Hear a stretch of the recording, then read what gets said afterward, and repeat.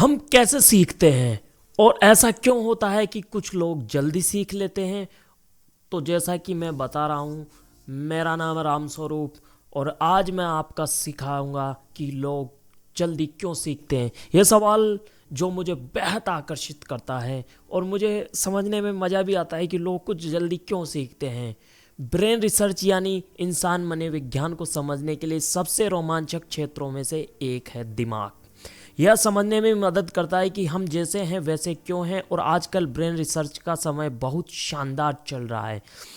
और ये मैं यकीन के साथ कह सकता हूँ कि मेरे पास दुनिया की सबसे मज़ेदार काम है, वो है दिमाग को समझना। और हमारा दिमाग जितना समझ में आता है उससे कहीं ज़्यादा तेज़ हमारे सामने नई बातें आती हैं। जैसे जैसे हम सीखते हैं और समझते हैं, हमें यह भी समझ में आ जाता है कि हमारी कुछ पुरानी धारणाएं या तो गलत थी या वे अधूरी थी।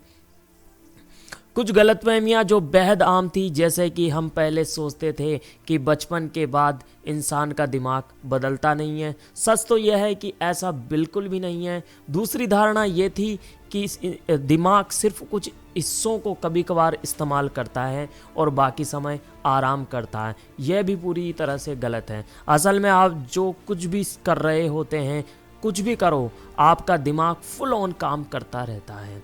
आजकल टेक्नोलॉजी जैसे कि एमआरआई की मदद से हम ये सारी खोजें कर पा रहे हैं। और सबसे मज़ेदार और दिलचस्प खोज यह है कि हर बार जब आप कुछ नया सीखते हैं या कोई नई स्किल हासिल करते हैं तो आपका दिमाग बदलता है। इसे हम न्यूरोप्लास्टिसिटी कहते हैं। 25 साल पहले तक यह माना जाता था कि प्यूबर्टी के बाद दिमाग में सिर्फ निगेटिव बदलाव होते हैं, जैसे उम्र के साथ ब्रेन सेल्स का नुकसान या फिर स्ट्रोक जैसी समस्याएं। लेकिन बाद में रिसर्च ने दिखाया कि एडल्ट दिमाग में भी बहुत सारे बदलाव और रीऑर्गेनाइजेशन होते हैं। हम जानते हैं कि हमारी हर आदत और हर व्यवहार का सीधा असर हमारे दिमाग पर पड़ता है, और ये बदलाव सिर्फ उम्र बढ़ने से नहीं होते। ये तो बहुत अच्छी खबर है। क्यों? असल में ये सब हमेशा ही होता रहता है। सबसे खास बात यह है कि दिमाग की रिऑर्गेनाइजेशन आपके ब्रेन डैमेज के बाद रिकवरी में मदद करती है। इन सभी बदलावों की चाबी है न्यूरोप्लास्टिसिटी। तो ये दिखता कैसा है? आपका दिमाग 3 तरीकों से बदला जा सकता है ताकि आप नई चीज़ सीख सकें। पहला तरीका होता है केमिकल चेंज। आपका दिमाग ब्रेन सेल्स यानी न्यूरॉन के बीच केमिकल सिग्नल भेजकर काम करता है। ये सिग्नल एक पूरी चेन रिएक्शन को शुरू करते हैं। जब आप कुछ सीखने पर ध्यान देते हैं तो दिमाग इन केमिकल सिग्नल्स की मात्रा को बढ़ा देता है। ये बदलाव बहुत जल्दी होते हैं, इसलिए ये शॉर्ट टर्म मेमोरी और शॉर्ट टर्म स्किल इम्प्रूवमेंट में मदद करते हैं। दूसरा तरीका होता है स्ट्रक्चरल चेंज। सीखने के दौरान दिमाग न्यूरॉन के बीच कनेक्शन बदल सकता है। इससे दिमाग की फिजिकल स्ट्रक्चर बदलती है। ये थोड़ा टाइम लेता है। ये बदलाव लॉन्ग टर्म मेमोरी और लॉन्ग टर्म स्किल इम्प्रूवमेंट में जुड़े होते हैं। अब इन दोनों प्रोसेस के बीच में तालमेल है। उदाहरण के तौर पर सोचिए, आपने कोई नई स्किल सीखने की कोशिश की, जैसे पियानो बजाना या दौड़ना। मैंने खुद ये अनुभव किया है कि एक ही ट्रेनिंग सेशन में मुझे लगता है कि बस मैं एक्सपर्ट बन गया। आपको भी कभी लगा होगा थोड़ा सा सीखकर, लेकिन अगले दिन जब दोबारा कोशिश करते हैं तो वही चीज़ इतनी आसान नहीं लगती, मतलब थोड़ा जटिल लगता है। यही वजह है कि केमिकल चेंज जल्दी असर दिखाते हैं पर स्ट्रक्चरल चेंज लंबा समय लेते हैं, और यही आपके सीखने की यात्रा को बेहतर बनाते हैं। और फिर अगला दिन आता है और जो आप प्रोग्रेस आपके पहले दिन की थी वो गायब हो जाती है। तो आखिर हुआ क्या? असल में पहले दिन आपका दिमाग न्यूरॉन के बीच केमिकल सिग्नल्स को बढ़ाने में कामयाब रहा, लेकिन इन बदलावों में वो स्ट्रक्चरल चेंजेस शामिल नहीं थे जो लॉन्ग टर्म मेमोरी को सपोर्ट करते हैं। याद रखिए, लॉन्ग टर्म मेमोरी बनने में समय लगता है। पहले दिन जो प्रोग्रेस आपको दिखती है वो असल में सिर्फ केमिकल चेंज का असर होता है, पर धीरे धीरे ये केमिकल सिग्नल्स और स्ट्रक्चरल चेंजेस मिलकर आपकी लॉन्ग टर्म मेमोरी को मजबूत बनाते हैं। स्ट्रक्चरल चेंजेस से आपके दिमाग में ऐसे नेटवर्क्स बनते हैं जो एक साथ काम करते हैं और आपके सीखने की क्षमता को बढ़ाते हैं। यहाँ तक कि ये बदलाव दिमाग के कुछ खास हिस्सों को भी बदला या बढ़ा सकते हैं, तो जो बारीक और ख़ास टास्क में मदद करते हैं। चलो अब मज़ेदार उदाहरण से सीखते हैं। जो लोग ब्रेल पढ़ते हैं उनके दिमाग की सेंसरी एरियाज दूसरों के मुकाबले बड़े होते हैं।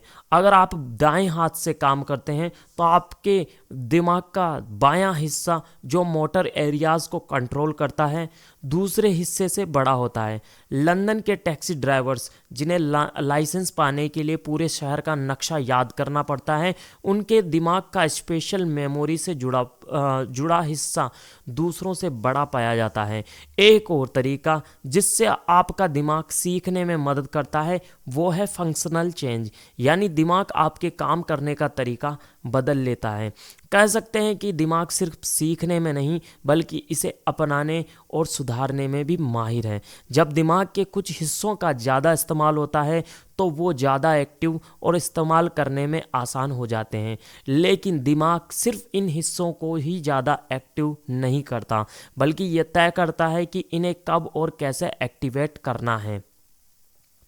जब हम कुछ नया सीखते हैं तो दिमाग के पूरे नेटवर्क्स की एक्टिविटी बदल जाती है, यानी न्यूरोप्लास्टिसिटी के लिए केमिकल, स्ट्रक्चरल और फंक्शनल बदलाव साथ मिलकर काम करते हैं। यह बदलाव कभी अकेले होते हैं तो कभी एक साथ और मिलकर ये सब मिलकर हमें सीखने में मदद करते हैं। असल में ये बदलाव अक्सर होते हैं, लेकिन अगर हमारा दिमाग इतना कमाल का है तो हम हर चीज़ इतनी आसानी से क्यों नहीं सीख पाते हैं? हमारे बच्चे स्कूल में क्यों फेल हो जाते हैं?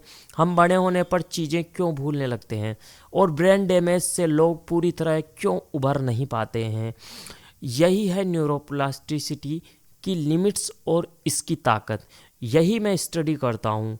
मैं ख़ास तौर पर स्ट्रोक रिकवरी पर रिसर्च करता हूँ। अमेरिका में स्ट्रोक मौत का तरीका स्ट्रोक मौत से तीसरा बड़ा कारण है मौत का। अगर ये चौथे नंबर पर और अब ये चौथे नंबर पर आ गया है, खबर अच्छी है। लेकिन रुकिए, इसका मतलब ये नहीं कि स्ट्रोक के मामले कम हो रहे हैं। असल में हम सिर्फ इसमें बढ़िया और बेहतर हो गए हैं कि बड़े स्ट्रोक के बाद लोगों को ज़िंदा कैसे रखा जाए, मगर दिमाग को स्ट्रोक से रिकवर करना अब भी बहुत मुश्किल है। सच कहूँ तो हमने इस मामले में बहुत असरदार इलाज विकसित नहीं किया है। फिलहाल स्ट्रोक दुनिया भर में एडल्ट्स में लॉन्ग टर्म डिसेबिलिटी का सबसे बड़ा कारण है। आजकल स्ट्रोक यंग लोगों में ज़्यादा हो रहा है और वो लंबे समय तक डायबिटीज़ के साथ जीते हैं, डिसेबिलिटी के साथ जीते हैं। मेरी टीम की रिसर्च ये दिखाती है कि लोगों की क्वालिटी ऑफ लाइफ का सीधा कनेक्शन उनकी हेल्थ से है। कनाडा में स्ट्रोक से प्रभावित लोगों की संख्या घटी है, लेकिन ये साफ है कि हमें लोगों की रिकवरी में और बेहतर काम करना होगा। और ये एक बड़ा सामाजिक मुद्दा है और ये ऐसा मुद्दा है जिसे हमने अभी तक हल नहीं किया है। तो अब सवाल ये है, क्या किया जा सकता है? एक बात तो साफ है, दिमाग में न्यूरोप्लास्टिसिटी के बदलाव लाने का अच्छा जरिया है आपका खुद का व्यवहार। लेकिन दिक्कत यह है कि कुछ नया सीखने या पुरानी स्किल दोबारा सीखने के लिए जितनी प्रैक्टिस चाहिए उसका डोज बहुत ज़्यादा है और इतने बड़े डोज को सही तरीके से पहुंचाना एक मुश्किल और महंगा काम है। मेरी रिसर्च का मकसद यही है कि मैं ऐसे ट्रीटमेंट्स बनाए जाएं जो दिमाग को सीखने के लिए तैयार करें। इसमें ब्रेन सिमुलेशन, एक्सरसाइज, रोबोटिक्स जैसे तरीके शामिल हैं। लेकिन रिसर्च के दौरान मैंने ये पाया है कि स्ट्रोक से रिकवरी को तेज करने के सबसे बड़े रोड़े में से एक है, हर आदमी में न्यूरोप्लास्टिसिटी के पैटर्न अलग होते हैं। एक रिसर्च के तौर पर ये डाइवर्सिटी कभी कभी परेशान कर देती है। ये आंकड़ों और विचारों को टेस्ट करना मुश्किल बना देती है। इसी वजह से मेडिकल इंटरवेंशन स्टडीज़ डिफरेंसेस को ब्रिज करने के लिए डिज़ाइन की जाती है। लेकिन मेरी रिसर्च बताती है कि सबसे अहम और जानने लायक डेटा वही होता है जो इन असमानताओं को दिखाता है। स्ट्रोक के बाद दिमाग का अध्ययन करते हुए हमने बहुत कुछ सीखा है। और मुझे लगता है कि ये सबक दूसरी चीज़ों में भी बहुत मददगार है। सबक नंबर 1 जो हमें सबक देता है, दिमाग में बदलाव लाने का सबसे बड़ा जरिया है आपका खुद का व्यवहार।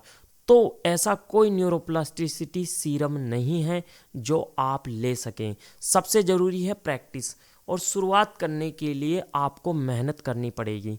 मेरी रिसर्च से ये भी पता चला है कि अगर आप ट्रेनिंग के दौरान चुनौतियों का सामना करते हैं और मुश्किलें बढ़ाते हैं तो ये 2 चीज़ों में मदद करता है, ज़्यादा सीखने में और दिमाग की संरचना में ज़्यादा बदलाव लाने में। लेकिन दिक्कत यह है कि न्यूरोप्लास्टिसिटी दोनों तरफ काम कर सकती है। आप इसे सकारात्मक तरीके से इस्तेमाल कर सकते हैं, कुछ नया सीख सकते हैं और अपनी स्किल सुधार सकते हैं। न्यूरोप्लास्टिसिटी का नकारात्मक पहलू भी है, जैसे आप कोई पुरानी सीखी हुई को भुला सकते हैं, ड्रग्स की लत लग सकती है या आपको क्रॉनिक पेन भी हो सकता है। आपका दिमाग बहुत लचीला है और आप जो भी करते हो उससे ये संरचनात्मक और फंक्शन बदलाव करता है, लेकिन ध्यान रहे जो आप नहीं करते उसका भी असर पड़ता है। सबक नंबर 2, सीखने के लिए कोई वन साइज फिट ऑल तरीका नहीं है। हर कोई किसी अलग तरीके से सीखता है, हर किसी के लिए कोई निश्चित रेसिपी नहीं है। मान लीजिए वो पॉपुलर थ्योरी है कि नई स्किल मास्टर में 10,000 घंटे की ट्रेनिंग लगती है, तो मैं आपको भरोसा दिलाता हूँ कि ये इतना आसान नहीं है। कुछ लोगों को इससे भी ज़्यादा वक्त लगेगा तो कुछ को इससे भी कम, क्योंकि हर किसी का दिमाग इतना अलग और ख़ास होता है कि कोई भी एक इंटरवेंशन सबको एक जैसा फ़ायदा नहीं दे सकता। यही एहसास हमें पर्सनलाइज्ड मेडिसिन की तरफ ले जाता है। मतलब हर व्यक्ति को बेहतर रिजल्ट देने के लिए सबके मुताबिक ट्रीटमेंट चाहिए। असल में ये आइडियाज़ कैंसर ट्रीटमेंट से आया है, जैसा कि जेनेटिक्स बहुत अहम भूमिका निभाते हैं खास तरह के कीमियोथेरेपी को खास तरह के कैंसर से मैच कराने में। रिसर्च बताती है कि इसे स्ट्रोक रिकवरी में भी लागू किया जा सकता है। दिमाग की संरचना और फंक्शन के कुछ खास पहलू होते हैं जिन्हें हम बायोमार्क्स कहते हैं। यह इंडिकेटर्स बहुत मददगार साबित होते हैं और हमें खास ट्रीटमेंट को हर मरीज के हिसाब से मैच करने में मदद करते हैं। मेरी लैब के डेटा से पता चलता है कि बायोमार्क्स का कॉम्बिनेशन स्ट्रोक के बाद होने वाले न्यूरोप्लास्टिसिटी बदलाव और रिकवरी पैटर्न को सबसे अच्छी तरह से प्रोडक्ट करता है। ये कोई हैरानी की बात नहीं है क्योंकि इंसानी दिमाग इतना जटिल है, लेकिन मुझे लगता है कि इस कंसेप्ट को हमें और भी व्यापक तरीके से देखना चाहिए। हम सबके दिमाग की संरचना और फंक्शन इतने अलग हैं कि स्ट्रोक के बाद न्यूरोप्लास्टिसिटी पर जो कुछ सीखा गया है वो हर किसी पर लागू होता है। हमारे रोज़मर्रा के व्यवहार मायने रखते हैं, हर एक चीज़ हमारे दिमाग को बदलती है। और मुझे लगता है सिर्फ दवा को पर्सनलाइज नहीं करना चाहिए बल्कि लर्निंग्स को भी पर्सनलाइज करना चाहिए। आपके दिमाग की खासियत आपको एक स्टूडेंट के रूप में और एक टीचर के रूप में प्रभावित करती है। ये आइडिया हमें समझने में मदद करता है कि कुछ बच्चे पारंपरिक शिक्षा पद्धति को क्यों शानदार प्रदर्शन करते हैं जबकि कुछ बच्चे ऐसा नहीं कर पाते। कुछ लोग भाषाएं बड़ी आसानी से सीख लेते हैं जबकि कुछ किसी खेल में भी बड़ी जल्दी महारत हासिल कर लेते हैं। तो जब आप आज इस कमरे से बाहर निकलेंगे आपका दिमाग वैसा नहीं रहेगा जैसा आप आज सुबह था। तो ये बात बड़ी कूल है, क्यों? मज़ेदार बात लगी नहीं आपको? दिमाग सबके अलग तरीके से होते हैं और हमें इस अंतर को समझना होगा।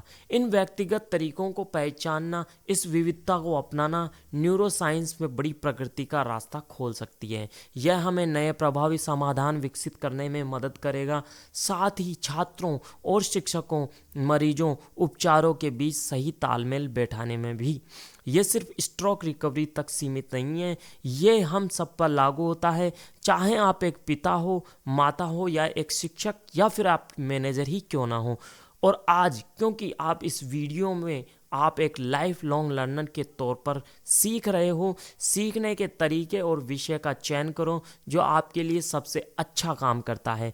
अपने दिमाग के बेहतर आदतों को बार बार दोहराओ और नुकसानदेह आदतों और व्यवहारों को तोड़े। व्यायाम करो, सीखना वही, मेहनत वही जो आपका दिमाग आपसे करवाना चाहता है। याद रखिए, हर किसी के लिए सबसे अच्छी रणनीति अलग होगी।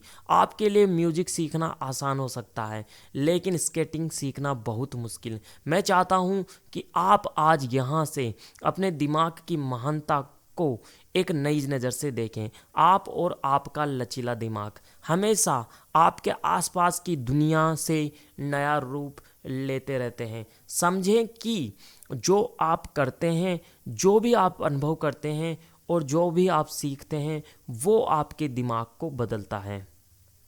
ये बदलाव आपके लिए अच्छा हो सकता है और लेकिन बुरा भी हो सकता है। तो जब आप ये आज यहाँ से जाएं तो वो दिमाग बनाएं जो आप चाहते हैं। धन्यवाद।